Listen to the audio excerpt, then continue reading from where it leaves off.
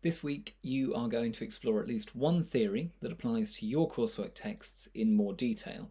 If you've already watched my post-colonialism video, you know this and you can skip over the first 20 seconds of this video. However, if not, you need to know that I've created two videos, this one on Marxism and the other on post-colonialism. You can choose which is more appropriate for your coursework text choice. Choose really carefully as you are writing an essay based on the theory after you've watched this lesson. You may want to watch both lessons, of course, to make an informed choice. The only other steer that I'll give you is that if you've chosen The Taming of the Shrew as your second coursework text, probably a Marxist analysis of that is going to be easier, more straightforward than a post-colonial one. Parts of the other two texts lend themselves equally well to either Marxist or post-colonial theory. Marxism is a political philosophy referring to the economic and social theories of Karl Marx. He believed that history was largely determined by the struggle between the ruling classes, the capitalist bourgeoisie, and the oppressed classes, the proletariat, and these two classes had conflicting interests. In this way, Marxism can be said to promote a dialectic, that is two-sided, approach to texts in that everything has two sides. You might want to think about the crossover here between Marxism and Manichaean dualism, and if you want to know more about that, look back at our lessons on Frankenstein. Here are a few ways to approach a text with a Marxist hat on. The simplest goals of Marxist literary criticism include working out the political tendency of a literary work, determining whether its social content or its literary form are progressive or small c conservative. Now that doesn't mean working out that this book would vote for the Liberal Democrats. Think, this book promotes progressive feminist politics. These authors encourage neoliberal approaches to social change. So you're working out what kind of politics are promoted in the text that you are studying. How about some examples from the A-level syllabus? William Blake's poem London was progressive in that it called for social and political reforms that would help the downtrodden and miserable working class that Blake saw on his walk through the capital city.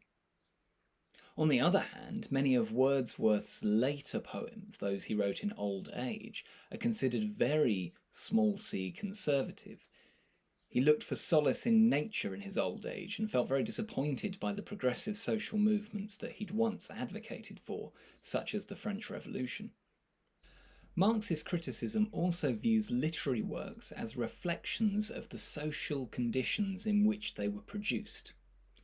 Sounds complicated, but all it really means is, well, Lord Byron and Percy Bysshe Shelley were both aristocrats. They inherited significant wealth.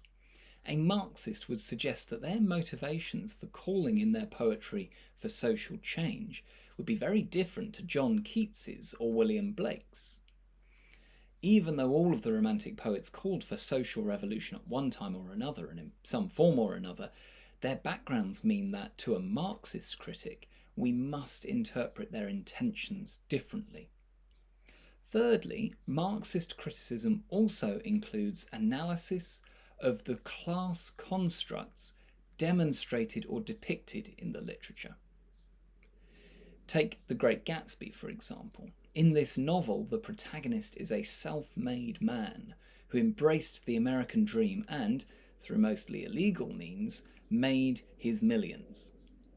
A Marxist analysis of the novel would suggest that Fitzgerald was criticising the class constructs of America in the period between the two world wars, where bourgeois capitalists like Gatsby immorally accrued wealth at other people's expense. The simplest questions to ask when you are putting on a Marxist hat are, what is valued in the text? Who controls that value? And what is the impact of that valued thing being controlled? A Marxist analysis of Frankenstein might go something like this. Knowledge is valued above everything else in the novel. Victor controls the production and dissemination of knowledge. The impact of this is the oppression of his creation, as he deprives the creature of the knowledge that would allow him to be morally good. If you like, Victor assumes the role of bourgeois oppressor, his monster standing in for the deprived proletariat who ultimately rise up against their oppression. Finally, for those who'd like a little extra challenge, have you watched both of the videos, Marxism and Post-Colonial Theory? If you have, think about your text. What's the crossover between the two theories? Is money as well as a colonial history responsible for the systems of oppression in your book? How about class and race? Do they intersect?